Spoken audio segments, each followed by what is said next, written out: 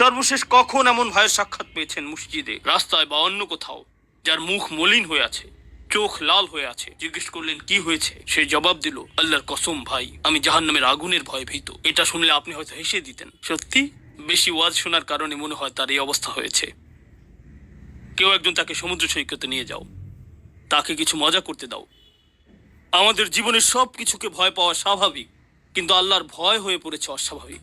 আমাদের সময়ে জাহান্নামের ভয়ে ভীত হওয়া স্বাভাবিক নয়। আর আল্লাহি, আজকে আমার আলোচনার উদ্দেশ্য এটাই।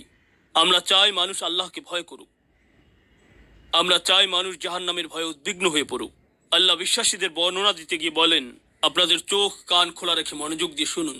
আল্লাহ সুবহানাহু ওয়া তাআলা ধার্মিক লোকদের বর্ণনা দিতে গিয়ে বলেন, ওয়াল্লাযীনা হুম মিন আযাবি রাব্বিহিম মুশফিকুন, এবং যারা আতঙ্কিত, যারা ভীত কম্পিত তাদের পালনকর্তার শাস্তি সম্পর্কে।